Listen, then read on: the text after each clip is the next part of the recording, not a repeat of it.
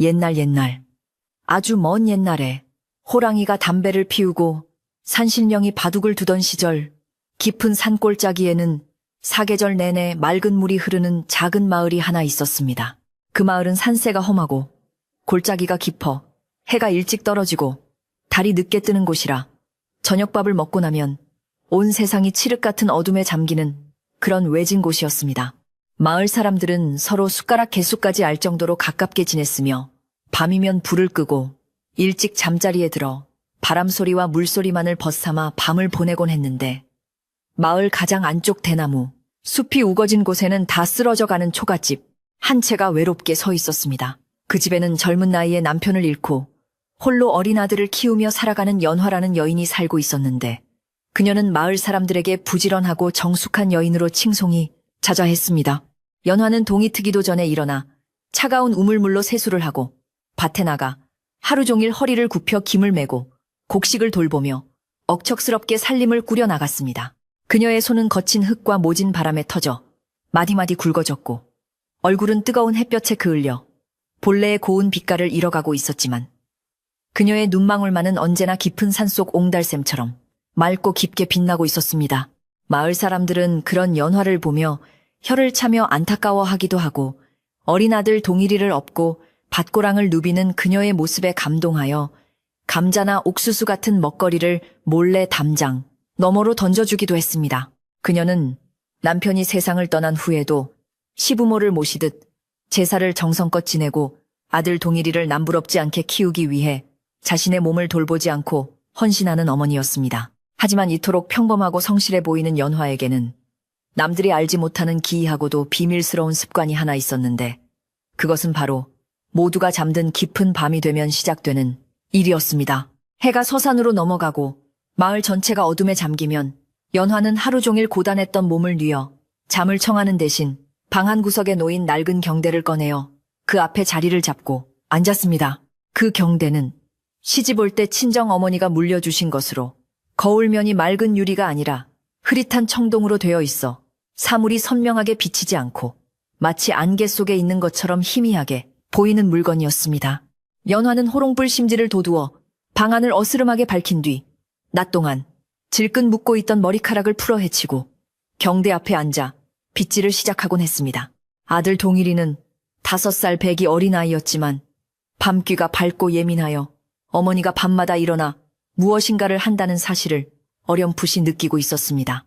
어느 날 밤 동일이는 자다가 목이 말라 잠에서 깨어났는데 방안을 가득 채운 묘한 긴장감과 사각거리는 소리에 눈을 가늘게 뜨고 어머니 쪽을 바라보았습니다. 어머니는 벽을 향해 돌아앉아 있었고 그 앞에는 희미한 촛불이 흔들리며 그녀의 그림자를 벽에 거대하게 비추고 있었는데 그 그림자는 마치 살아있는 생명체처럼 일렁이며 동일이의 가슴을 서늘하게 만들었습니다. 어머니는 천천히 아주 천천히 긴 머리카락을 찬빗으로 빗어내리고 있었는데 그 소리가 마치 마른 낙엽을 밟는 소리처럼 들리기도 하고 때로는 누군가가 낮게 흐느끼는 소리처럼 들리기도 하여 어린 동일이는 이불을 머리 끝까지 뒤집어 쓰고 숨을 죽여야만 했습니다. 연화가 머리를 빗는 행동은 단순히 잠자리에 들기 전의 단장이 아니었는데 그녀는 빗질을 한 번 할 때마다 입술을 달싹이며 알 수 없는 말을 중얼거리고 있었습니다. 이리 오세요. 저리 가세요. 고운님 얼굴이 보이지 않네. 하는 식의 노래 가락 같기도 하고 주문 같기도 한 소리가 끊어질 듯 이어지며 방안을 맴돌았습니다. 동일이는 그 소리가 너무나도 구슬프고 동시에 무서워서 어머니의 이름을 부르지도 못한 채 그저 등 뒤에서 떨고만 있었습니다. 평소에 다정하고 따뜻한 어머니의 목소리가 아니라 마치 땅속 깊은 곳에서 울려 나오는 듯한 낮고 쉰 목소리였기에 동일이는 눈앞에 있는 사람이 정말 자신의 어머니가 맞는지 의심스러울 정도였습니다. 바람이 문풍지를 세게 때리는 날이면 그 중얼거림은 더욱 커져서 마치 방 안에 어머니 말고 또 다른 누군가가 함께 있는 것 같은 착각을 불러일으키기도 했습니다. 동일이는 다음날 아침이 되면 간밤에 보았던 무서운 광경이 혹시 꿈은 아니었을까 생각하며 어머니의 얼굴을 살피곤 했습니다. 아침 햇살 아래에서 밥상을 차리는 어머니의 모습은 여느 때와 다름없이 온화하고 다정했기에 동일이는 지난밤의 공포를 잊으려 애쓰며 숟가락을 들었습니다. 연화는 아들에게 김이 모락모락 나는 하얀 쌀밥을 퍼주며 동일아 많이 먹고 쑥쑥 커야지. 그래야 아버지처럼 훌륭한 사람이 되지. 하고 웃어 보였는데 그 미소 뒤에 감춰진 그늘을 어린 동일이는 알 길이 없었습니다. 하지만 밤이 다시 찾아오고 부엉이가 우는 시간이 되면 어김없이 어머니는 다시 그 낡은 청동 거울 앞에 앉아 기이한 의식을 치르듯 머리를 빗기 시작했으므로 동일이의 마음속에는 점점 커다란 의문과 두려움이 자리 잡기 시작했습니다. 마을 사람들은 아직 연화의 이 비밀스러운 밤 생활을 전혀 눈치채지 못하고 있었기에 냇가 빨래터에 모인 아낙네들은 연화의 칭찬을 늘어놓기에 바빴습니다. 그 젊은 것이 혼자서 아이 키우느라 얼마나 고생이 많아. 그래도 얼굴 한번 찌푸리는 법이 없고 어른 공경할 줄 아니 참 기특하지.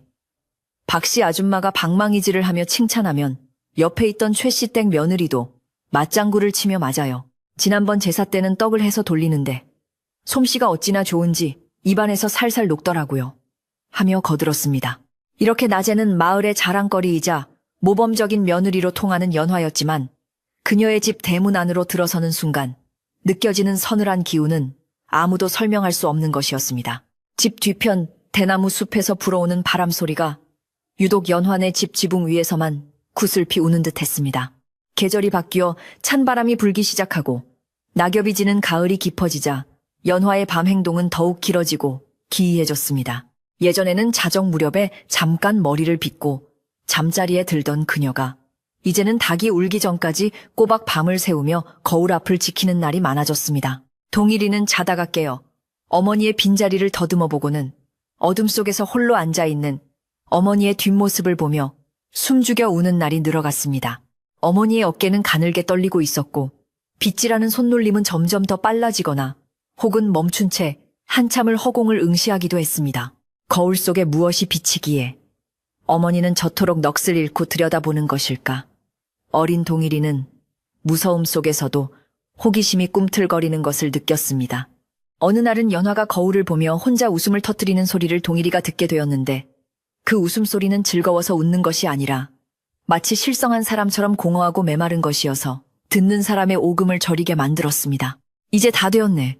이제 곧 만날 수 있겠네. 그녀는 거울을 쓰다듬으며 그렇게 속삭였고 그 손길은 마치 사랑하는 사람의 얼굴을 만지는 듯 애틋하고 조심스러웠습니다. 동일이는 이불 틈으로 그 모습을 훔쳐보며 어머니가 혹시 마을 어른들이 말하던 귀신에 홀린 것은 아닌지 걱정되기 시작했습니다. 옛날 이야기에 나오는 구미호나 도깨비가 어머니의 영혼을 뺏어가려고 밤마다 찾아오는 것은 아닐까 하는 엉뚱하고도 무서운 상상이 어린 머릿속을 가득 채웠습니다.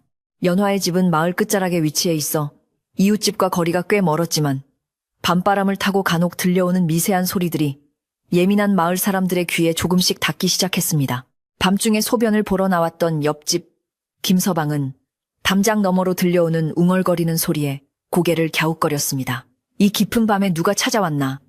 과부댁에서 말소리가 들리는 것 같은데 그는 잠결에 잘못 들은 것이라 생각하고 다시 방으로 들어갔지만 찜찜한 기분은 쉽게 가라앉지 않았습니다. 다음날 아침 김서방은 아내에게 어젯밤에 연화네 집에서 무슨 소리 못 들었어? 꼭 누가 주문을 외우는 것 같던데 하고 넌지시 물었고 이 작은 의심의 불씨는 곧 마을 전체로 퍼져나갈 준비를 하고 있었습니다. 그럼에도 불구하고 연화는 아침이 되면 언제 그랬냐는 듯 단정한 모습으로 빗자루를 들고 마당을 쓸었습니다. 마당에 쌓인 낙엽을 쓸어 모아 아궁이에 불을 지피면 하얀 연기가 굴뚝을 타고 올라가 아침 하늘로 흩어졌습니다. 동일이는 아궁이 앞에 쭈그리고 앉아 불을 쬐며 어머니의 얼굴을 뚫어지게 쳐다보았지만 어머니의 얼굴에는 지난밤의 광기 어린 모습은 온데간데 없고 오직 자식에 대한 사랑만이 가득했습니다. 동일아, 오늘은 산에 가서 도토리를 주워올까? 묵을 쑤어 먹으면 맛이 좋을 게다. 어머니의 평온한 제안에 동일이는 고개를 끄덕였지만 마음 한구석에는 여전히 지난밤의 빗질 소리가 맴돌고 있었습니다. 낮과 밤이 완전히 다른 어머니. 그 이중적인 모습이 어린 아들에게는 감당하기 힘든 무게로 다가왔습니다. 연화가 사용하는 그 청동 거울은 사실 남편이 살아생전에 장터에서 사온 물건이 아니라 아주 오래전부터 시댁 대대로 내려오던 물건이라는 이야기가 있었습니다. 시어머니가 돌아가시면서 며느리인 연화에게 물려주었는데 그때 시어머니는 이 거울은 사람의 겉모습만 비추는 것이 아니라 마음속 깊은 곳까지 비추는 물건이니 마음이 어지러울 때는 보지 말거라 라는 알 수 없는 당부를 남겼다고 합니다. 하지만 연화는 남편을 잃은 슬픔과 외로움을 달랠 길이 없어 그 금기를 어기고 밤마다 거울을 들여다보며 위안을 삼으려 했는지도 모릅니다. 흐릿한 청동 표면에 비친 자신의 얼굴이 남편의 얼굴처럼 보이기도 하고 때로는 젊은 날에 행복했던 시절이 아른거리는 것 같아 그녀는 거울 앞을 떠날 수가 없었던 것입니다. 시간이 흐를수록 연화의 빗질은 일종의 의식처럼 정교해졌습니다. 그녀는 빗질을 하기 전에 작은 그릇에 물을 떠다 놓고 절을 하기도 하고 빗에 동백기름을 발라 정성스럽게 머리카락을 쓸어내렸습니다. 쓱싹쓱싹.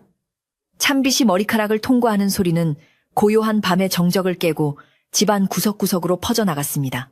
방 밖에서는 풀벌레 소리조차 멈춘 채 연화의 빗질 소리만이 세상에 존재하는 유일한 소리인 양 울려 퍼졌고 그 소리는 마치 시간을 거슬러 올라가 죽은 자를 불러내는 주술처럼 들리기도 했습니다. 동일이는 이제 밤이 오는 것이 무서워 해가 지기 전부터 이불 속에 들어가 억지로 잠을 청하려 애썼지만 그럴수록 정신은 더욱 말똥말똥해지고 청각은 예민해져만 갔습니다.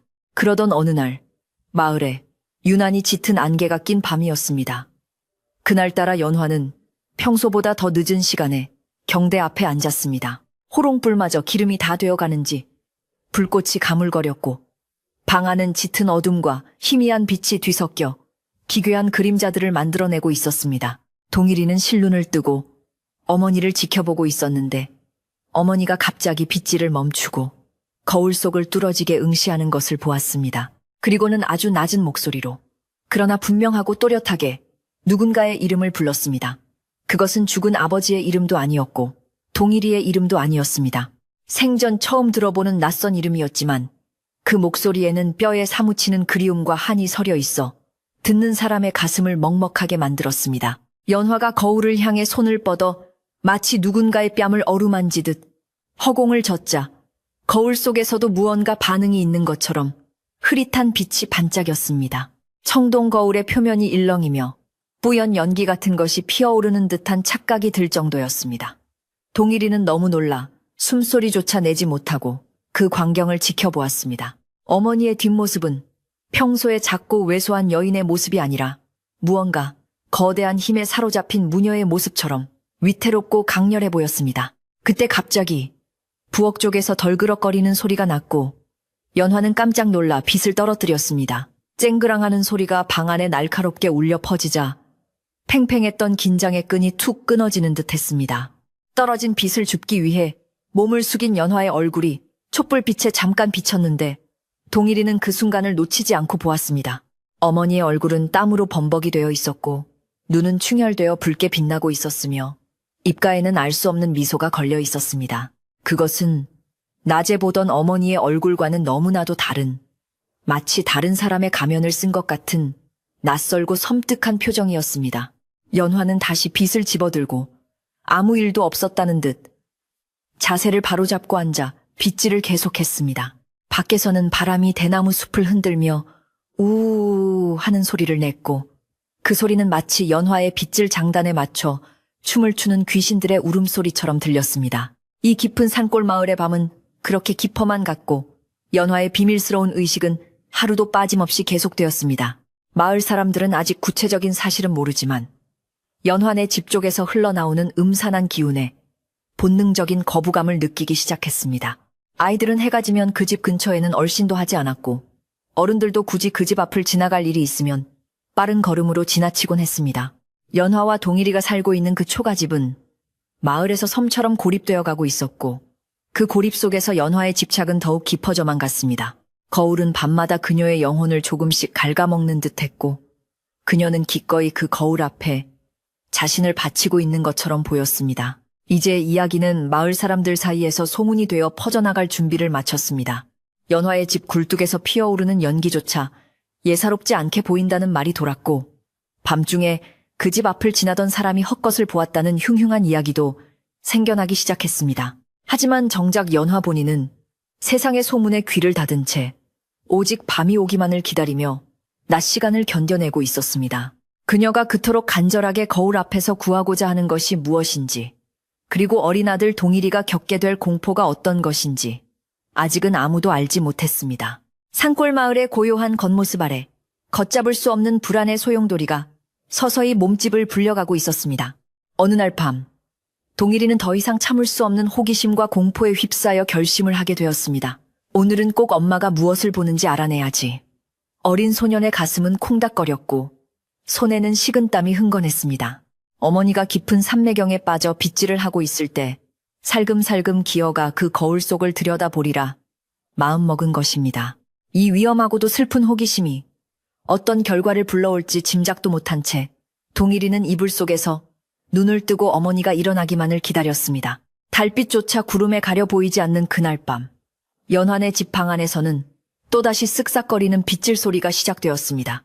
날이 밝아오면 언제나처럼 마을은 활기찬 아침을 맞이했지만 연환의 집을 감싸고 있는 공기는 여느 때와 달리 무겁게 가라앉아 있었습니다. 밤새도록 잠을 설친 어린 동일이는 눈꺼풀이 천근만근 무거웠지만 어머니가 부스럭거리며 일어나는 소리에 억지로 눈을 뜨고 이불 밖으로 나왔습니다. 어머니 연화는 밤새 그토록 열정적으로 거울 앞을 지키던 사람이 맞나 싶을 정도로 파리하고 지친 얼굴이었지만 아들을 보자마자 애써 환하게 웃어 보였습니다. 하지만 동일이의 눈에는 어머니의 눈 밑에 짙게 드리운 그림자와 빗질을 너무 많이 해서인지 붉게 부어오른 손끝이 먼저 들어왔습니다. 어머니는 아무 말 없이 부엌으로 들어가 아침밥을 지었지만 도마질 소리가 예전처럼 경쾌하지 않고 어딘가 뚝뚝 끊어지는 듯하여 듣는 이의 마음을 불안하게 만들었습니다. 마을 공동 우물가에는 이른 아침부터 물동이를 이난 악내들이 하나둘 모여들기 시작했는데 그날따라 사람들의 입놀림이 심상치 않았습니다. 평소 같으면 남편 흉을 보거나 자식 자랑을 늘어놓느라 시끌벅적했을 우물가가 마치 약속이나 한 듯이 목소리를 낮추고 소곤거리는 분위기였습니다. 그 중심에는 마을 소식통으로 불리는 박씨 아줌마가 있었는데 그녀는 주위를 두리번거리며 누가 들을세라 손으로 입을 가리고 은밀하게 이야기를 꺼냈습니다. 다들 어젯밤에 그 소리 못 들었어. 연환의 집 쪽에서 말이야. 바람 소리라고 하기에는 너무 사람 목소리 같고 사람 목소리라고 하기에는 너무 오싹한 그 소리 말이야. 박씨 아줌마의 말에 물을 줬던 최 씨. 댁 며느리가 화들짝 놀라며 물동이를 내려놓았습니다. 어머, 형님도 들으셨어요. 저는 제가 헛소리를 들은 줄 알고 남편한테 말도 못했어요. 자정이 넘었는데 웬 여자가 웅얼거리는 소리가 들리기에 처음에는 도둑이 들었나 했거든요. 최 씨 댁 며느리가 맞장구를 치자 옆에 있던 다른 안악들도 저마다 한마디씩 거들기 시작했습니다. 어떤 이는 빗질하는 소리가 담장 너머까지 들렸다고 하고 또 어떤 이는 연환의 집 방문 창호지에 비친 그림자가 마치 춤을 추는 것 같았다고 했습니다. 사람들의 이야기가 모이자 막연했던 의심은 점차 구체적인 형태를 띠기 시작했고 그 결론은 하나같이 연화가 무언가 불길한 것에 손을 대고 있다는 쪽으로 모아지고 있었습니다. 젊은 과부가 밤마다 잠도 안 자고 무엇을 하는지 알 수 없으니 사람들의 상상력은 꼬리에 꼬리를 물고 무시무시한 괴담을 만들어내고 있었습니다. 소문은 발없는 말이 되어 천리를 간다고 했듯이 우물가에서 시작된 이야기는 삽시간에 마을 전체로 퍼져나가 사랑방에 모인 남정네들의 귀에까지 들어갔습니다. 곰방대를 물고 있던 김서방은 안 그래도 요새 그 집 앞을 지나가면 등골이 서늘하더라니 무슨 사단이 나도 난게야 하며 혀를 찼습니다. 남편 잃은 슬픔이 너무 커서 정신을 놓은 것이라는 동정론도 있었지만 혹시나 억울하게 죽은 귀신을 불러들이는 구판이라도 버리는 것 아니냐는 흉흉한 추측이 더 힘을 얻고 있었습니다. 마을 사람들은 연화가 밭에 나오면 짐짓 모른 척 인사를 건넸지만 그들의 눈빛에는 예전과 같은 따뜻함 대신 경계심과 호기심이 서려 있었습니다. 연화는 그런 사람들의 시선을 느꼈는지 고개를 푹 숙인 채 반일만 할 뿐 누구와도 눈을 마주치려 하지 않았습니다. 이런 마을의 분위기를 감지한 사람은 비단 어른들뿐만이 아니어서 동네 아이들조차 동일이를 멀리하기 시작했습니다. 평소에는 골목 어귀에서 함께 딱지치기를 하던 친구들이 동일이가 다가오면 슬금슬금 피하거나 자기들끼리 귓속말을 주고받으며 힐끔거렸습니다. 너네 엄마 밤마다 귀신이랑 논다며 철없는 아이 하나가 던진 말에 동일이는 얼굴이 홍당무처럼 빨개져서 아무 대꾸도 못하고 도망치듯 집으로 돌아왔습니다. 집에 돌아와 마루에 걸터 앉아 있는 어머니의 등을 보았을 때 동일이는 왈칵 눈물이 쏟아질 것 같았지만 꾹 참았습니다. 어머니가 귀신이랑 노는 것이 아니라 그저 거울을 볼 뿐이라고 소리치고 싶었지만 어젯밤 자신이 본 그 기이한 광경을 떠올리면 차마 그 말이 입 밖으로 나오지 않았습니다. 해가 중천에 떴을 무렵 마을의 가장 큰 어른이자 지혜롭기로 소문난 송노인이 지팡이를 짚고 마을 회관 앞 정자나무 아래로 나왔습니다. 사람들이 모여 웅성거리는 꼴을 보던 송노인은 헛기침을 크게 한번 하고는 쩌렁쩌렁한 목소리로 꾸짖었습니다. 이 사람들이 할 일이 없어서 남의 집 과부 이야기를 안주 삼아 씹어대고 있는 게야.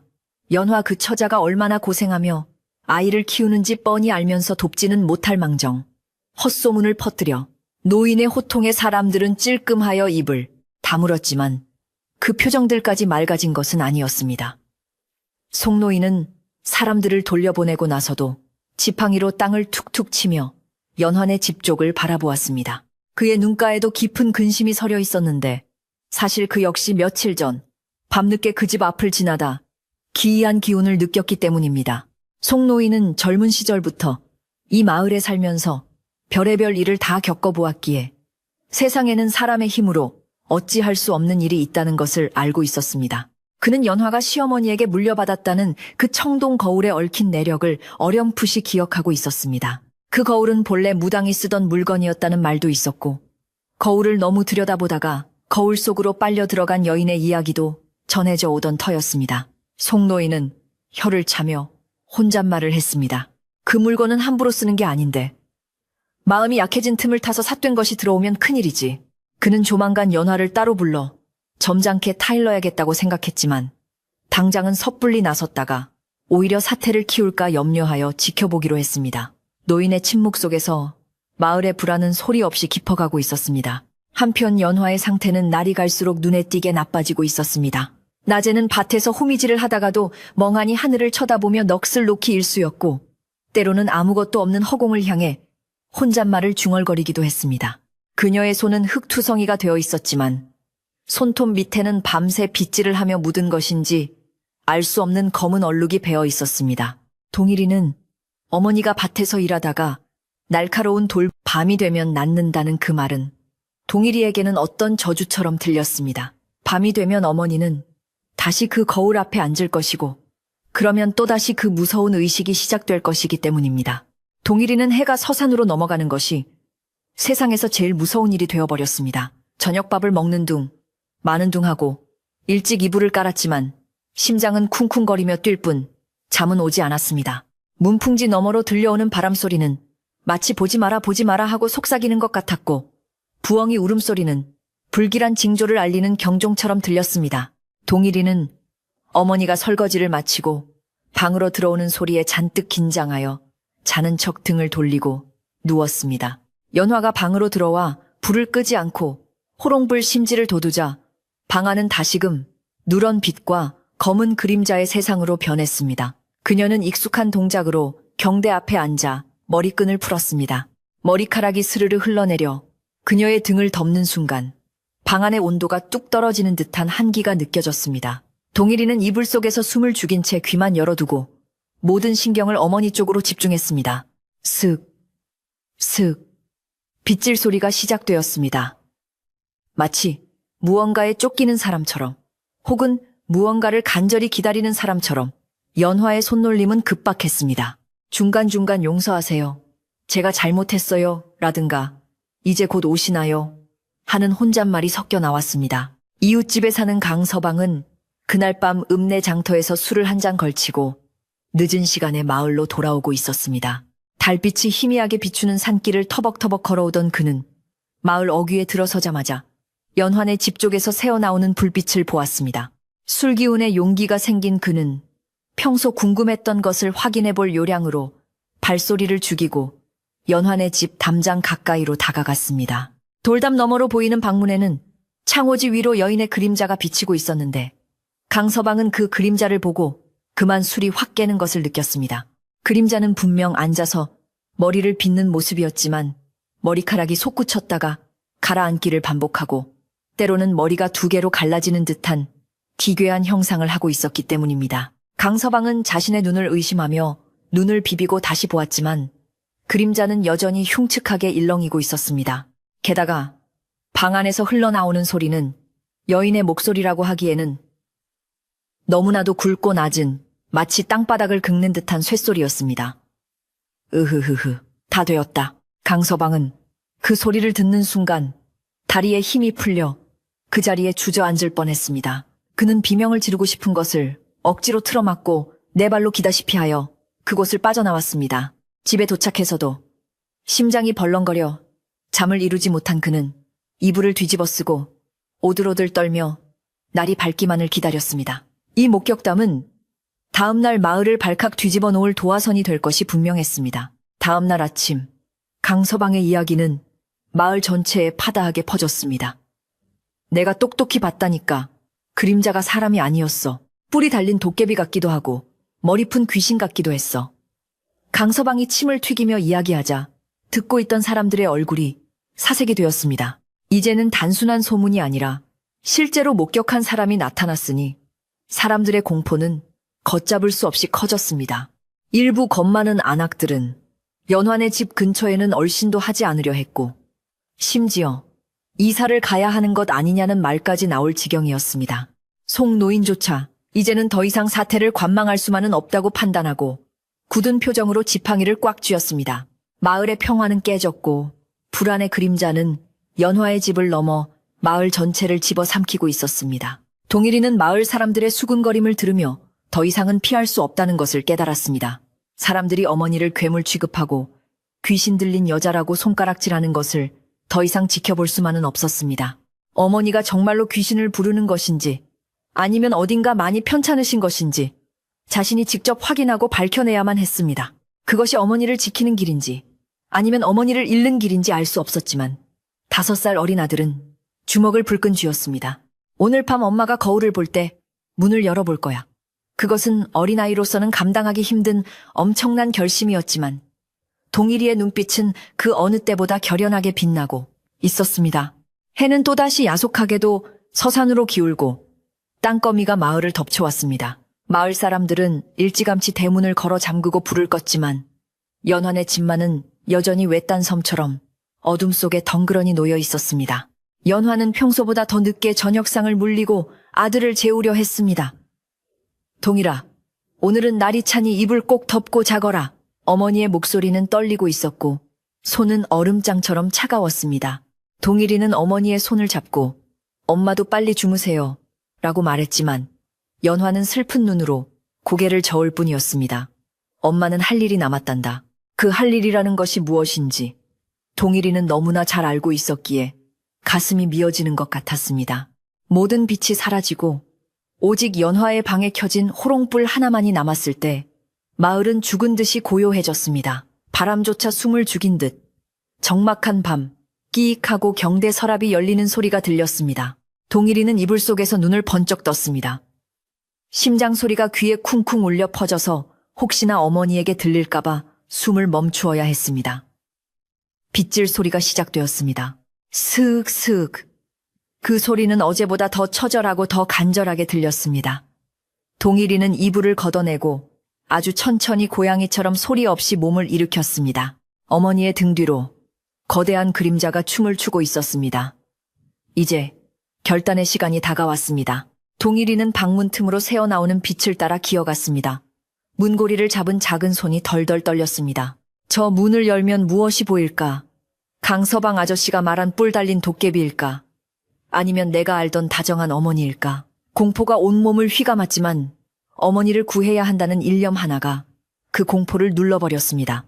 동일이는 심호흡을 한 번 크게 하고 문고리를 잡은 손에 힘을 주었습니다. 거울 앞에 앉은 어머니의 어깨가 들썩이고 있었고 알 수 없는 신음소리가 새어나오고 있었습니다. 바로 그때 바람이 세게 불어 문풍지가 파르르 떨었고 그 소리에 맞춰 동일이도 마음을 굳혔습니다.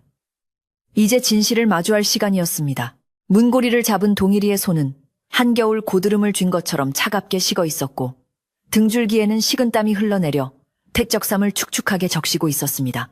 방 안에서는 여전히 쓱싹쓱싹 하는 빗질 소리가 규칙적으로 들려오고 있었는데 그 소리는 마치 거대한 톱으로 오래된 나무를 썰어내는 소리처럼 거칠고 메마르게 들려 어린 동일이의 가슴을 더욱 조여오게 만들었습니다. 문틈으로 새어나오는 희미한 호롱불빛이 마루 바닥에 길게 선을 긋고 있었고 그 선을 넘어서면 다시는 돌아올 수 없는 강을 건너는 것만 같은 두려움이 엄습했습니다. 하지만 동일이는 입술을 피가 맺히도록 꽉 깨물며 어머니를 둘러싼 무서운 비밀을 밝혀내겠다는 일념으로 떨리는 손에 힘을 주었습니다. 문고리가 돌아가는 미세한 소리조차 천둥소리처럼 크게 느껴져 동일이는 숨을 멈추고 잠시 동작을 멈추어야만 했습니다. 다행히 연화는 거울 속 세상에 완전히 빠져 있는 듯 문고리가 돌아가는 소리에는 전혀 반응하지 않고 계속해서 주문 같은 웅얼거림을 뱉어내고 있었습니다.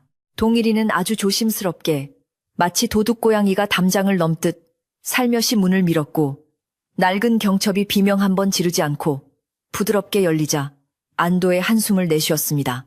문이 손가락 한마디만큼 열리자 방 안의 풍경이 세로로 긴 띠처럼 동일이의 눈에 들어왔는데 그 광경은 익숙하면서도 낯선 기묘한 분위기를 자아내고 있었습니다. 방 안에는 매캐한 향 냄새와 오래된 기름 냄새가 섞여 있었고 촛불은 바람이 들어온 탓인지 미친 듯이 일렁이며 벽에 붙은 그림자들을 춤추게 만들고 있었습니다. 동일이의 시선은 곧바로 어머니의 뒷모습에 고정되었는데 평소 단정하게 쪽진 머리를 하고 있던 어머니는 온데간데 없고 허리까지 내려오는 긴 머리카락을 산발한 채 앉아있는 여인은 마치 낯선 타인처럼 보였습니다. 검고 긴 머리카락은 촛불빛을 받아 붉은기 도는 검은색으로 번들거렸고 빗질을 할 때마다 머리카락들이 공중으로 흩날리며 기괴한 형상을 만들어냈습니다. 연화의 어깨는 격렬하게 들썩이고 있었는데 그것이 울음 때문인지 웃음 때문인지 아니면 어떤 격정적인 감정 때문인지는 뒤에서 보는 것만으로는 알 수가 없었습니다.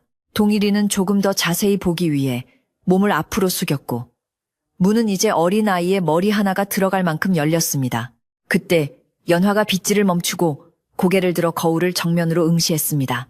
동일이의 심장은 목구멍 밖으로 튀어나올 것처럼 쿵쾅거렸고 시선은 자연스럽게 어머니의 시선이 머무는 그 낡은 청동 거울로 향했습니다.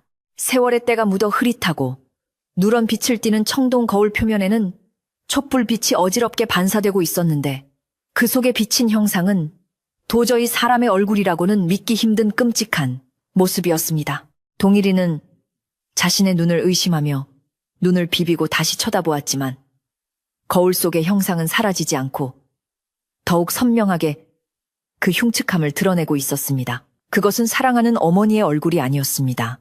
거울 속에 비친 얼굴은 숯덩이처럼 검게 그을려 있었고 눈 주변은 붉게 충혈되다 못해 피가 흐르는 것처럼 시뻘겋게 번져 있었습니다.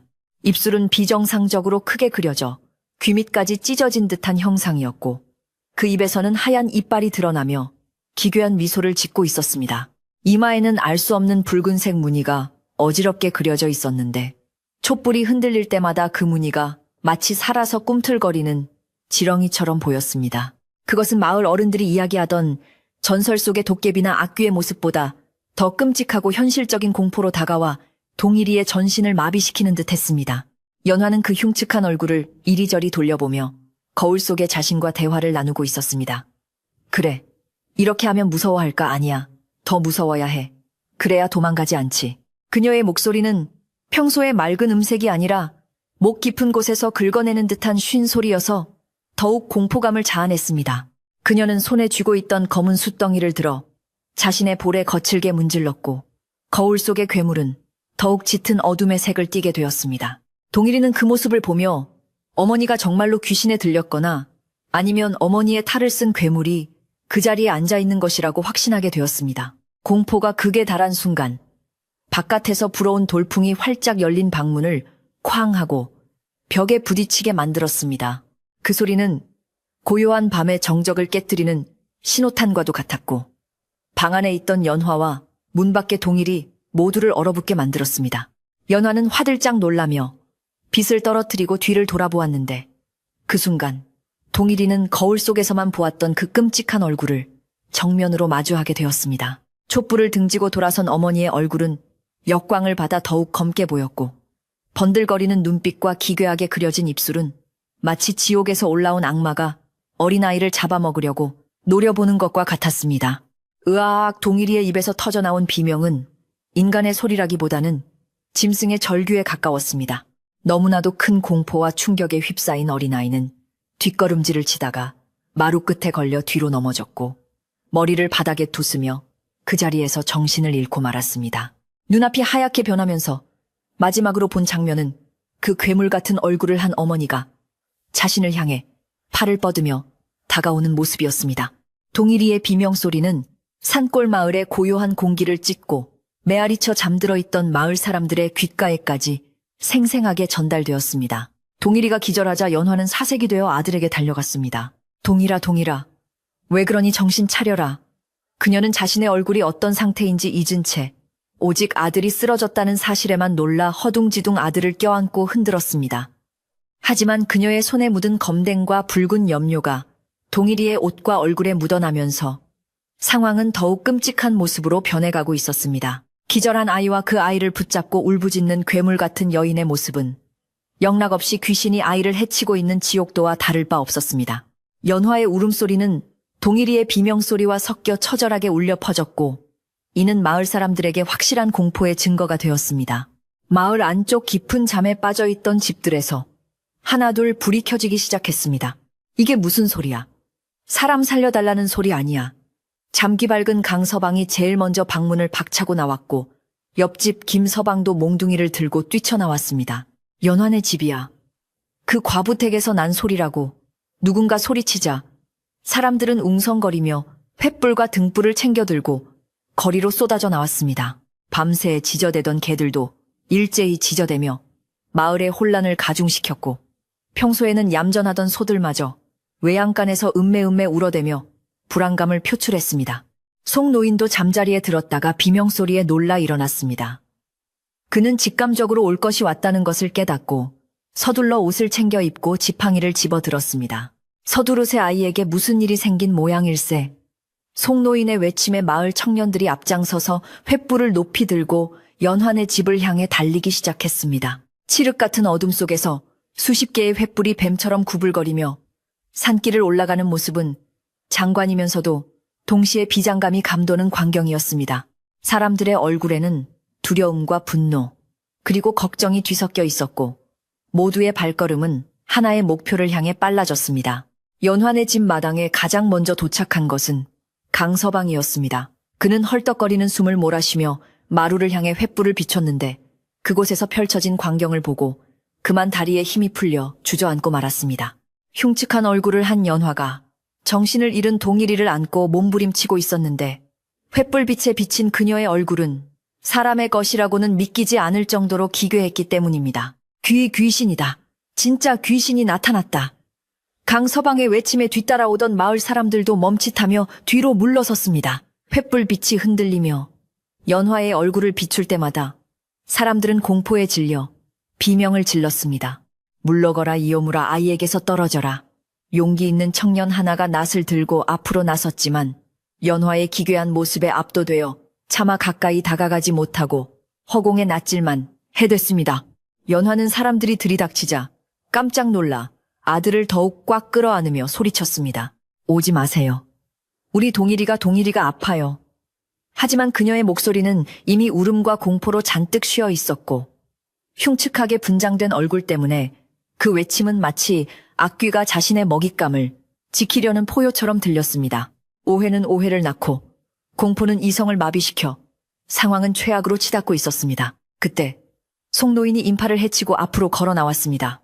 다들 물러서라. 뭣들 하는 짓이냐. 노인의 호통소리에 흥분했던 사람들이 주춤하며 길을 터주었습니다. 송노인은 횃불을 든 청년에게 불을 가까이 비추라고 손짓한 뒤 마루 위로 성큼성큼 올라갔습니다. 그는 연화의 흉측한 얼굴을 정면으로 마주하고도 눈 하나 깜짝하지 않고 떨고 있는 그녀의 어깨에 손을 얹었습니다. 연화 어멈, 정신 차리게. 자네 지금 꼴이 어떤지 아는가? 노인의 침착하고 위험 있는 목소리에 연화는 그제야 정신이 번쩍 드는 듯 했습니다.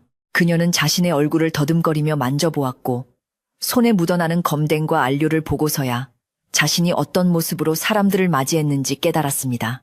연화는 수치심과 당혹감에 고개를 푹 숙였지만 품에 안긴 동일이가 꼼짝도 하지 않는 것을 보고 다시 울음을 터뜨렸습니다. 어르신, 제 얼굴은 나중에 설명해 드릴게요. 제발 우리 동일이 좀 살려주세요. 애가 거울을 보고 놀라서 숨이 넘어갔어요. 연화의 절규는 가식이 없는 자식을 걱정하는 어미의 진심 어린 목소리였습니다.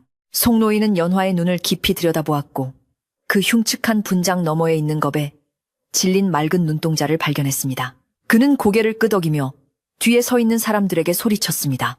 의원을 불러라. 그리고 안악들은 따뜻한 물과 수건을 가져오고 다들 귀신 타령 그만하고 사람부터 살려. 송노인의 일갈에 멍하니 서 있던 마을 사람들이 비로소 정신을 차리고 움직이기 시작했습니다. 젊은이들은 읍내 의원을 부르러 뛰쳐나갔고 안악들은 부엌으로 달려가 물을 데우기 시작했습니다. 하지만 여전히 많은 사람들은 마당에 남아 연화의 기괴한 얼굴을 훔쳐보며 수군거리고 있었습니다. 저 얼굴 좀 봐. 사람 얼굴이 아니잖아. 밤마다 저런 얼굴로 뭘 한 거지. 아이가 기절할 만도 하지. 나 같아도 오줌을 지렸을 거야. 공포는 가라앉았지만 의심과 호기심은 여전히 연화네 집 마당을 맴돌고 있었습니다. 연화는 사람들의 시선을 피해 동일이의 얼굴을 자신의 가슴에 묻고 하염없이 눈물만 흘렸습니다. 그녀의 눈물은 검은 분장을 타고 흘러내려 더욱 기괴한 자국을 만들어냈지만 그 눈물 속에 담긴 슬픔만은 누구보다 진실했습니다. 시간이 얼마나 흘렀을까? 의원이 도착하여 동일이의 맥을 짚고 침을 놓는 동안 방 안의 공기는 무겁게 가라앉아 있었습니다. 연화는 방구석에 앉아 죄인처럼 고개를 숙이고 있었고 송노인은 그런 그녀를 말없이 지켜보고 있었습니다. 의원이 다행히 크게 다친 곳은 없고 놀라서 기절한 것이니 곧 깨어날 겁니다. 라고 말하자 그제야 연화의 입에서 안도의 한숨이 새어나왔습니다. 마당에 모여있던 사람들도 그 말을 듣고 가슴을 쓸어내렸지만 여전히 연화의 정체에 대한 의구심을 거두지는 않았습니다. 이제 모든 시선은 연화에게 쏠려 있었고 그녀는 이 사태에 대해 해명을 해야만 했습니다. 송노인은 의원을 배웅하고 돌아와 방 한가운데 앉았습니다. 그리고 연화에게 부드럽지만 단호한 목소리로 물었습니다. 자, 이제 말해보게. 밤마다 거울 앞에서 무슨 짓을 하고 있었던 건가? 그리고 자네 얼굴은 도대체 왜 그 모양인가? 연화는 떨리는 손으로 옆에 놓인 수건을 집어들고 얼굴을 닦아내기 시작했습니다. 검은 숯과 붉은 안료가 닦여 나가자 그 아래에서 우리가 알고 있던 검숙하고 지친 연화의 본래 얼굴이 서서히 드러나기 시작했습니다. 하지만 그 얼굴은 부끄러움과 회한으로 붉게 물들어 있었습니다. 연화는 한참을 망설이다가 마치 가슴속에 묻어두었던 돌덩이를 꺼내놓듯 힘겹게 입을 열었습니다. 어르신, 그리고 마을 분들, 제가 귀신을 부른 것도 아니고 나쁜 짓을 하려던 것도 아닙니다. 다만 저는 그녀의 목소리는 떨리고 있었지만 눈빛만은 흔들리지 않고 송노인을 향해 있었습니다. 밖에서 숨을 죽이고 듣고 있던 마을 사람들도 귀를 쫑긋 세웠습니다. 과연 저 젊은 과부가 밤마다 흉측한 얼굴을 하고 거울을 보았던 이유는 무엇이었을까요? 그 진실은 마을 사람들의 예상을 뛰어넘는 가슴 아프고도 애달픈 사연을 품고 있었습니다. 방 안에는 거울과 빛, 그리고 바닥에 흩어진 안료 그릇들이 뒹굴고 있었고 그것들은 마치 연화의 지난 밤들이 얼마나 치열하고 고독했는지를 보여주는 증거물처럼 보였습니다. 동일이는 여전히 깊은 잠에 빠져 있었지만 호흡은 한결 편안해져 있었습니다. 연화는 잠든 아들의 손을 꼭 잡고 자신의 비밀을 털어놓기 시작했습니다. 그 이야기는 산골 마을의 차가운 밤 공기를 녹일 만큼 뜨거운 모정과 그리움이 담겨있는 이야기였습니다. 이제 모든 오해와 진실이 밝혀질 시간이 되었습니다. 연화가 수건으로 얼굴을 닦아내는 동안 방 안에는 무거운 침묵만이 감돌고 있었습니다. 거칠고 투박한 수건이 그녀의 얼굴을 지나갈 때마다 사람들을 공포에 떨게 했던 검은 숫자국과 붉은 핏빛 안료들이 씻겨나가고 그 아래 숨겨져 있던 연화의 창백하고 고단한 본래, 얼굴이 서서히 드러났습니다. 대야에 담긴 물은 순식간에 검붉은 색으로 탁해졌는데 그것은 마치 연화가 홀로 감당해야 했던 지난밤들의 고통과 슬픔이 녹아내린 것처럼 보였습니다. 마루와 마당에 서서 숨을 죽이고 지켜보던 마을 사람들은 괴물의 껍질이 벗겨지고 익숙한 이웃의 얼굴이 나타나자 안도의 한숨과 함께 알 수 없는 죄책감이 밀려오는 것을 느꼈습니다. 완전히 화장을 지운 연화의 얼굴은 눈물과 물기로 젖어 있었고 거친 숟가루에 긁힌 탓인지 볼 주위가 벌겋게 부어올라 있었습니다. 그녀는 젖은 수건을 내려놓고 송노인과 마을 사람들을 향해 무릎을 꿇고 앉았습니다. 어르신, 그리고 동네 분들, 밤마다 제가 요상한 짓을 하여 마을을 시끄럽게 만들고 제 자식까지 놀라게 했으니 죽을 죄를 지었습니다. 연화의 목소리는 떨리고 있었지만 더 이상 숨길 것이 없는 사람의 담담함이 묻어났습니다. 송노인은 혀를 차며 죄를 논하기 전에 사연을 들어보세. 도대체 왜 밤마다 얼굴에 수치를 하고 거울을 보았는가 하고 재차 물었습니다. 연화는 잠시 잠든 아들 동일이의 얼굴을 애처롭게 바라보더니 긴 한숨과 함께 입을 열었습니다. 다들 아시다시피 며칠 뒤면 죽은 제 남편의 3년상을 치르는 날입니다. 남편이 떠나고 지난 2년 동안 흉년이 들고 병치레를 하느라 제사상에 올릴 쌀 한 톨 고기 한 점 제대로 마련하지 못했습니다. 그녀의 눈에서 다시금 굵은 눈물방울이 툭툭 떨어졌습니다. 살아생전 고생만 시킨 것도 미안한데 마지막 탈상 제사마저 물 한 그릇 떠놓고 지낼 수는 없어서 밤마다 잠을 이룰 수가 없었습니다. 그녀는 말을 이으며 옷고름으로 눈물을 훔쳤습니다. 그러던 중 읍내 장터에서 이번 대보름에 큰 탈춤판이 열린다는 소식을 들었습니다. 춤을 잘 추는 광대에게는 쌀 한 가마니와 비단 옷감을 상으로 준다고 하더군요. 제 남편이 살아있을 때 마을 구판에서 탈춤 하나는 기가 막히게 잘 추지 않았습니까? 저는 남편 어깨 너머로 배운 가락과 춤사위를 기억해내어 그 대회에 나가 상을 받아 제사상을 차려주고 싶었습니다. 사람들은 그제야 고개를 끄덕였습니다. 연화의 남편은 생전에 흥이 많고 재주가 좋아 마을 잔치 때마다 탈을 쓰고 사람들을 웃기고 울리던 사람이었습니다. 하지만 저에게는 남편이 쓰던 탈도 없고 탈을 새로 살 돈도 없었습니다. 그래서 생각다 못한 것이 제 얼굴에 직접 탈 그림을 그리는 것이었습니다. 연화의 고백에 사람들은 숨을 들이켰습니다. 그 흉측했던 얼굴이 사실은 탈을 대신하여 그린 그림이었다는 사실에 공포는 순식간에 연민으로 바뀌었습니다. 스스로 눈썹을 짙게 그리고 연지 곤지로 볼과 입술을 과장되게 그리면 멀리서 볼 때 탈을 쓴 것처럼 보일까 싶어 매일 밤 연습을 했습니다.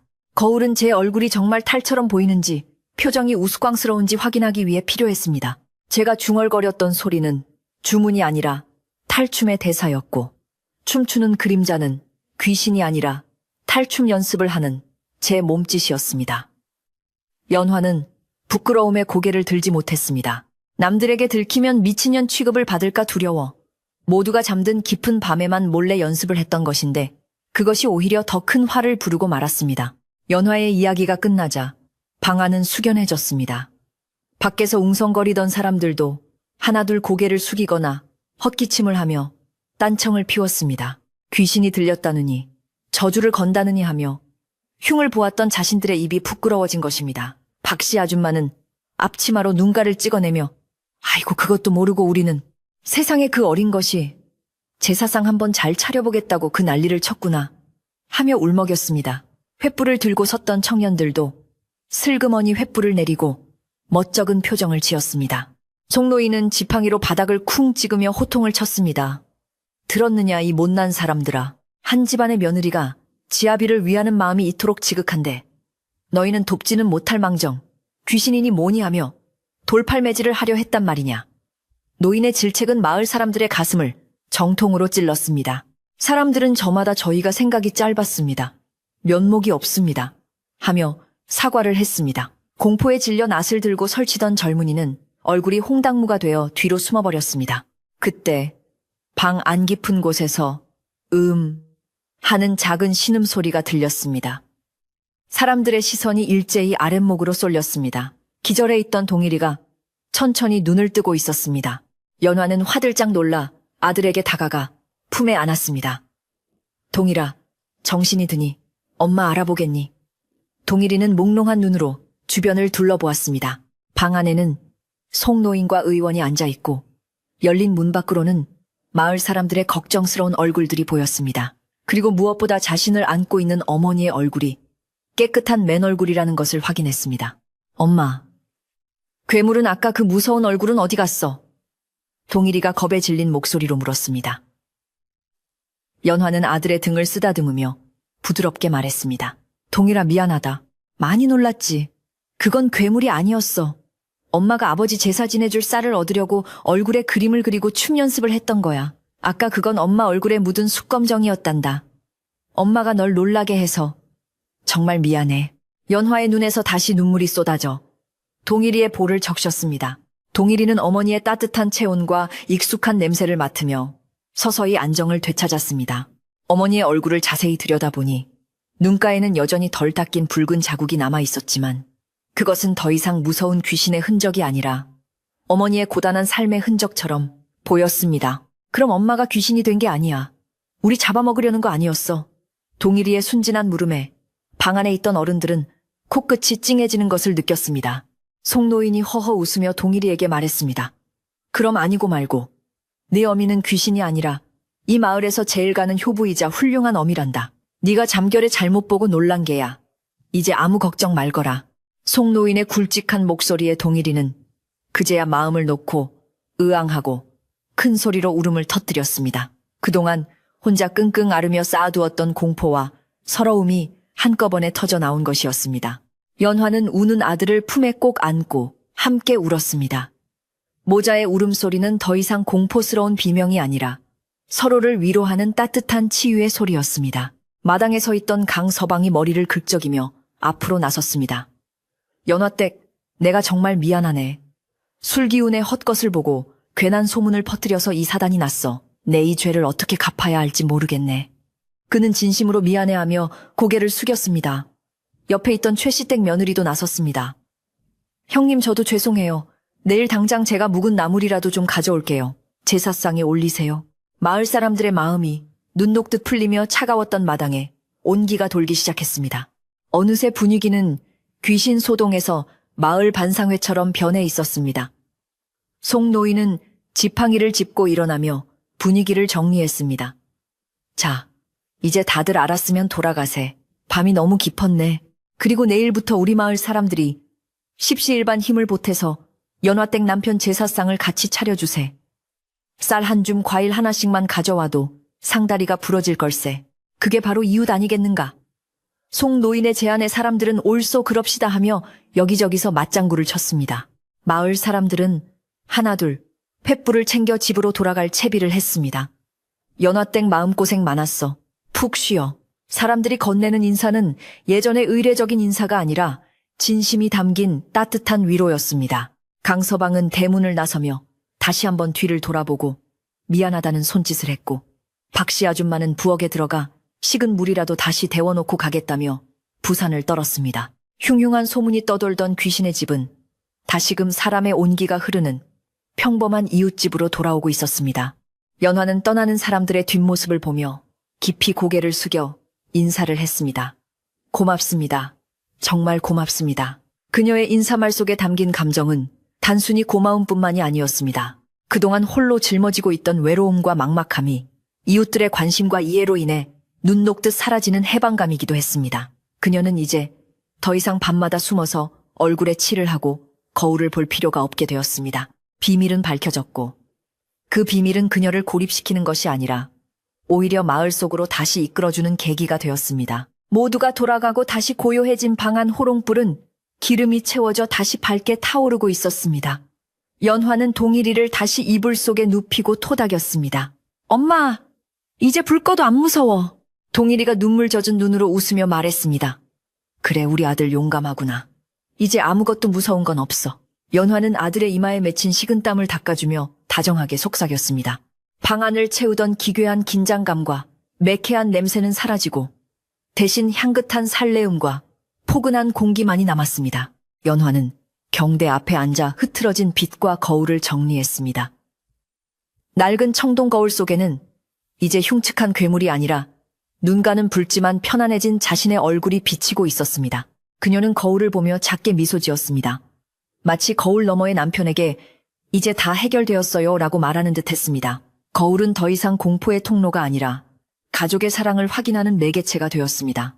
연화는 거울을 덮개로 덮고 빛을 서랍에 넣었습니다.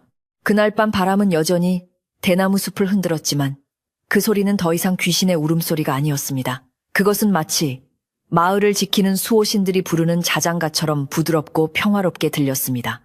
연화는 아들 옆에 누워 오래간만에 깊은 잠에 빠져들었습니다. 악몽도 가위 눌림도 없는 완전한 휴식이었습니다. 집마당에는 이웃들이 놓고 간 호박이며 감자들이 달빛을 받아 둥글게 빛나고 있었고 굴뚝에서는 미처 다 빠져나가지 못한 연기의 잔향이 구수하게 퍼지고 있었습니다. 이제 이야기는 마지막을 향해 가고 있습니다. 공포와 오해로 얼룩졌던 밤이 지나고 밝고 따뜻한 아침이 오면 이 모자의 삶은 또 어떻게 변하게 될까요? 그리고 마을 사람들과 함께 치르게 될 제사는 어떤 모습일까요? 긴장과 갈등이 모두 해소된 자리에는 이제 훈훈한 정과 희망만이 채워질 준비를 하고 있습니다. 연환의 집 지붕 위로 별똥별 하나가 길게 꼬리를 물며 떨어졌습니다. 마치 돌아가신 남편이 하늘에서 보내는 안부 인사처럼 말입니다. 다음 날 아침, 연환의 집 지붕 위로 떠오르는 태양은 지난밤에 음산했던 안개를 모두 걷어내려는 듯 유난히 밝고 따스하게 비치고 있었습니다. 밤새도록 대나무 숲을 흔들어대던 바람도 잠잠해져 나뭇잎 끝에 매달린 아침 이슬이 보석처럼 반짝이는 평온한 산골 마을의 풍경이 펼쳐졌습니다. 동네 어귀의 수탉이 목청껏 우러젖히며 아침을 알리자 마을 전체가 기지개를 켜듯 활기를 되찾기 시작했습니다. 하지만 이날의 활기는 여느 때와는 사뭇 달랐는데 그것은 두려움과 의심이 거치고 난 자리에 피어난 화해와 정 때문이었습니다. 연화는 일찍 일어나 마당을 쓸고 있었는데 그녀의 얼굴에는 지난밤의 눈물 자국 대신 쑥스러움과 감사함이 섞인 옅은 미소가 번지고 있었습니다. 가장 먼저 연환의 살인문을 밀고 들어온 것은 역시나 성격 급하고 정 많은 박씨 아줌마였습니다. 그녀는 머리에 큼지막한 광주리를 이고 들어왔는데 광주리를 내려놓자 고소한 참기름 냄새가 마당 가득 퍼졌습니다. 연화댁 밤새 별일 없었지. 이거 우리 집에서 제일 잘 익은 뱁쌀하고 묵은 나물 좀 가져왔어. 제사상에 올릴 떡을 하려거든 쌀을 더 가져다 줄 테니 말만 해. 박씨 아줌마의 호들갑스러운 목소리에 연화는 어쩔 줄 몰라 하며 고개를 숙였습니다. 아주머니 이렇게 귀한 것을 어찌 갚아야 할지 모르겠습니다. 연화의 눈가가 다시 촉촉해지자 박씨 아줌마는 연화의 손을 덥석 잡으며 갚기는 뭘 갚아. 그동안 마음고생시킨 우리가 더 미안하지. 하며 등을 토닥였습니다. 박씨 아줌마를 시작으로 마을 사람들의 발길이 연환의 집으로 줄을 잇기 시작했습니다. 강서방은 끙끙거리며 지게 한가득 장작을 지고 와서 부엌 아궁이 옆에 부려놓았습니다. 제사 음식을 하려면 불을 많이 떼야 할 텐데 나무가 부족하면 안 되지. 내가 제일 단단한 참나무로만 골라왔네. 강서방은 지난밤의 실수를 만회하려는 듯 땀을 뻘뻘 흘리며 마당에 쌓인 잡동사니들을 정리해주기도 했습니다. 최씨댁 며느리는 직접 담근 식혜와 수정과를 항아리째 들고 왔고 심지어 평소에 깐깐하기로 소문난 이 진사댁에서도 제사상에 올릴 큼직한 배와 사과를 보내왔습니다. 텅 비어있던 연환의 광은 반나절 만에 마을 사람들이 가져온 정성으로 가득 차게 되었습니다. 부엌에서는 마을 안악들이 팔을 걷어붙이고 제사 음식을 장만하느라 시끌벅적한 잔치 분위기가 연출되었습니다. 연화 혼자였다면 며칠 밤을 세워도 다 못했을 일들이 여럿이 손을 보태니 일사천리로 진행되었습니다. 전 부치는 고소한 냄새가 담장을 넘어온 마을로 퍼져나갔고 도마질 소리는 경쾌한 장단처럼 울려 퍼졌습니다. 자자, 동태전은 노릇노릇하게 지져야 제맛이지. 불 좀 더 떼봐요. 나물은 참기름을 아끼지 말고 팍팍 묻혀야 해. 안악들의 수다와 웃음소리가 끊이지 않는 부엌 한편에서 연화는 연신 눈물을 훔치며 부지런히 그릇을 날랐습니다. 그녀는 평생 이렇게 따뜻하고 벅찬 감정을 느껴본 적이 없었습니다. 외로운 섬 같았던 그녀의 집이 이제는 마을의 정이 모이는 사랑방이 된 것입니다. 동일이도 신이 나서 마당을 뛰어다녔습니다. 어제까지만 해도 귀신 아들이라며 놀리고 피하던 동네 아이들이 이제는 너네 엄마가 탈춤을 그렇게 잘 춘다며 하고 호기심 어린 눈으로 다가왔기 때문입니다. 동일이는 어깨를 으쓱하며 우리 엄마는 귀신이 아니라 춤꾼이야 라고 자랑스럽게 외쳤습니다. 아이들은 강서방이 가져온 장작더미 뒤에서 숨바꼭질을 하거나 안악들이 쥐어주는 갓 구운 전을 호호 불어가며 나눠 먹었습니다. 동일이의 얼굴에는 그동안의 그늘이 싹 가시고 제 나이 또래 아이다운 해맑은 웃음꽃이 피어났습니다. 그 모습을 지켜보던 송노인은 정자나무 아래서 흐뭇한 미소를 지으며 긴 곰방대를 두드렸습니다.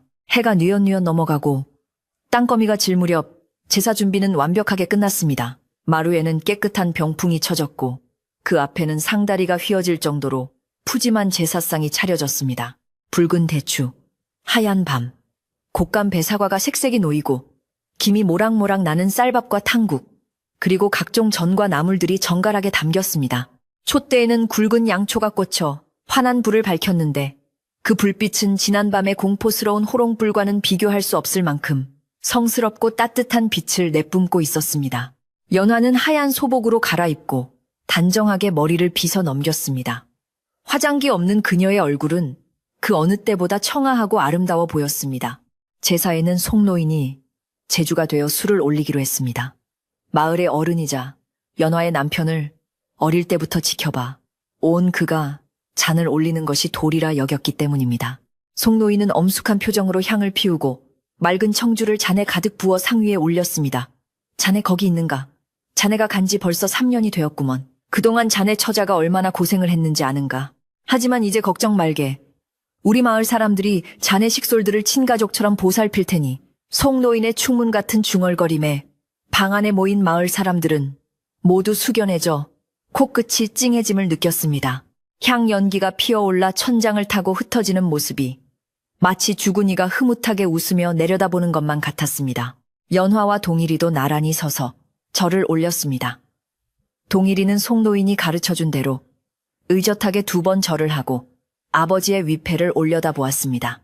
이제는 아버지의 얼굴이 기억나지 않을 만큼 어렸을 때 헤어졌지만 오늘만큼은 아버지가 곁에 와서 머리를 쓰다듬어 주는 것 같은 포근함을 느꼈습니다. 연화는 엎드려 절을 하며 속으로 남편에게 말을 걸었습니다. 여보, 보셨나요? 당신이 그토록 좋아하던 마을 사람들이 다 모였어요. 이제 저는 외롭지 않습니다. 당신도 이제 마음 편히 쉬세요. 그녀의 어깨가 가늘게 떨렸지만 그것은 슬픔의 떨림이 아니라 감격의 떨림이었습니다. 제사가 끝나고 음복 시간이 되자 집안은 다시 활기찬 잔칫집 분위기로 바뀌었습니다. 사람들은 둥그렇게 둘러앉아 제사 음식을 나누어 먹었습니다. 큰 양푼에 나물과 밥을 넣고 고추장을 듬뿍 넣어 썩썩 비빈 비빔밥은 꿀맛 같았고 강서방이 가져온 막걸리는 목 넘김이 시원했습니다. 역시 제사밥은 여럿이 먹어야 맛이지.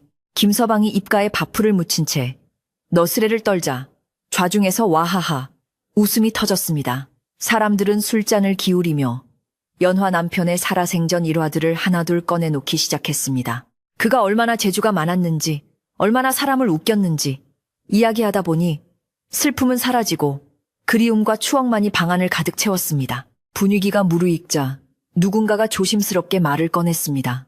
저기 연화댁, 실례가 안 된다면 부탁 하나만 해도 될까? 자네가 그 밤마다 연습했다는 그 춤 말이야. 우리한테 한번 보여줄 수 있겠나? 남편이 추던 그 춤을 자네가 기억한다니 우리도 참 보고 싶네 그려. 그 말에 사람들이 일제히 박수를 치며 호응했습니다. 그래, 한번 보여주게. 우리가 오해했던 그 귀신춤의 진짜 모습을 보고 싶네. 연화는 얼굴이 붉어져 손사래를 쳤지만 송노인까지 나서서 자네 남편도 좋아할 걸세. 한번 쳐보시게 하고 권하자 더 이상 거절할 수가 없었습니다. 연화는 자리에서 일어나 옷매무새를 다듬고 방 한가운데로 나섰습니다.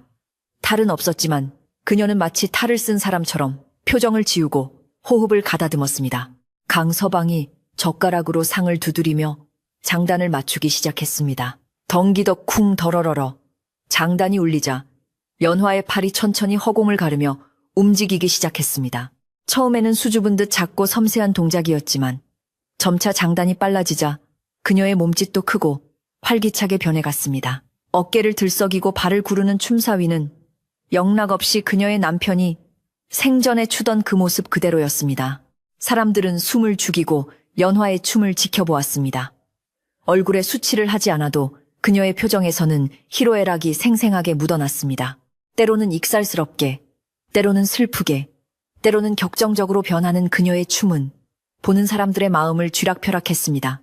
그것은 단순한 춤이 아니라 지난 3년간 그녀가 겪어야 했던 고통과 인내, 그리고 남편에 대한 사무치는 그리움을 몸으로 풀어내는 구판과도 같았습니다.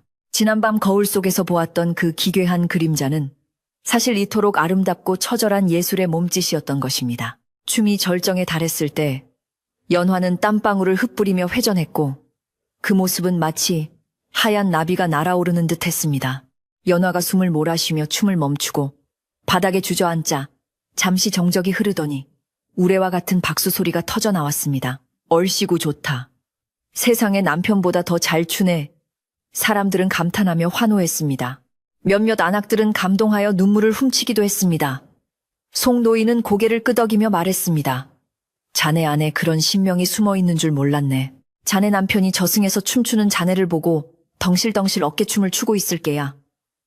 연화는 벅차오르는 가슴을 진정시키며 사람들에게 깊이 고개를 숙였습니다. 그녀의 얼굴은 땀으로 젖어 있었지만 그 어느 때보다 환하게 빛나고 있었습니다. 이제 그녀는 밤마다 거울 보는 과부가 아니라 신명나는 춤꾼 연화로 마을 사람들에게 기억될 것입니다. 밤은 깊어가고 사람들은 하나둘 자리를 털고 일어났습니다. 잘 먹고 가네. 내일 밭에서 보세. 동일아, 내일 우리 집에 놀러와라. 감자 쪄줄게. 사람들은 남은 음식을 싸들고 연화와 동일이의 배웅을 받으며 집으로 돌아갔습니다. 횃불을 들고 내려가는 사람들의 행렬이 산길을 따라 꼬불꼬불 이어졌고 그 불빛은 마치 땅 위에 내려앉은 별들처럼 따뜻하게 반짝였습니다. 멀어지는 말소리와 웃음소리가 밤 공기를 타고 아련하게 들려오다가 이내 바람소리와 풀벌레 소리에 묻혀 사라졌습니다.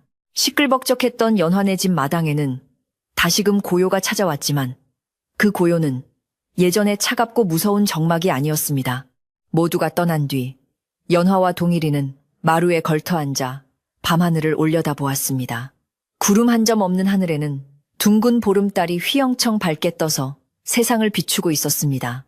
엄마, 오늘 진짜 좋았지. 동일이가 엄마의 어깨에 기대며 말했습니다. 연화는 아들을 꼭 끌어안으며 대답했습니다. 그래 엄마, 평생 오늘처럼 좋은 날은 없었단다. 다 우리 동일이 덕분이야. 동일이는 배시시 웃으며 하품을 했습니다. 하루 종일 뛰어노느라 피곤했던 모양입니다. 연화는 아들을 데리고 방으로 들어갔습니다. 방 안에는 아직 향냄새가 은은하게 남아 있었고 촛불은 다 타들어가 마지막 불꽃을 태우고 있었습니다. 연화는 습관처럼 경대 쪽을 바라보았습니다. 하지만 이제 그녀는 거울을 가리고 있던 천을 걷어낼 필요도 숨길 필요도 없었습니다. 달빛이 문창호지를 뚫고 들어와 청동 거울을 비추자 거울은 은은한 빛을 반사하며 방안을 밝혀주었습니다. 거울 속에 비친 방안 풍경은 평온 그 자체였습니다. 이불을 펴고 눕는 모자의 모습이 거울 속의 그림처럼 담겼습니다. 연화는 거울을 향해 작게 속삭였습니다. 안녕히 주무세요. 그것은 거울에 비친 자신에게 하는 말이기도 했고 어딘가에서 보고 있을 남편에게 하는 말이기도 했습니다. 연화는 동일이를 토닥이며 자장가를 불러주었습니다. 자장자장, 우리 아기 잘도 잔다 우리 아기. 어머니의 부드러운 노랫소리에 동일이는 금세 꿈나라로 빠져들었습니다. 연화도 긴장이 풀리면서 스르르 눈이 감겼습니다. 그녀의 꿈속에서는 아마도 남편과 함께 탈춤을 추며 꽃밭을 거니는 아름다운 장면이 펼쳐질 것입니다. 밖에서는 대나무 숲을 스치는 바람소리가 사각사각 들려왔지만 그 소리는 이제 더 이상 귀신이 머리를 빗는 소리가 아니라 마을을 지켜주는 수호신의 빗질 소리처럼 들렸습니다. 산골 마을의 밤은 그렇게 깊어갔습니다. 연화네 집 굴뚝에서는 미처 다 타지 못한 장작의 구수한 냄새가 피어오르고 마당의 감나무 그림자는 달빛을 받아 길게 드리워졌습니다. 오해와 공포로 시작되었던 이야기는 이해와 사랑으로 매듭지어졌습니다. 사람의 마음속에 있는 두려움은 대개 잘 알지 못하는 것에서 비롯되지만 그 껍질을 벗겨내고 나면 그 안에는 우리가 미처 보지 못한 진실과 사랑이 숨어 있다는 것을 이 작은 산골, 마을의 소동이 우리에게 가르쳐 주었습니다. 이제 여러분도 편안한 마음으로 잠자리에 드시길 바랍니다. 연화와 동일이가 따뜻한 이불 속에서 꿀맛 같은 잠을 자듯이 여러분의 밤도 평온하고 따뜻하기를 바랍니다. 혹시 밤중에 거울을 보게 되더라도 놀라지 마세요. 그곳에는 단지 하루를 열심히 살아낸 여러분의 아름다운 얼굴이 비치고 있을 테니까요. 오늘 밤 산골 마을의 맑은 바람이 여러분의 창가에도 불어와 고난잠을 선물해 줄 것입니다. 그럼 안녕히 주무십시오.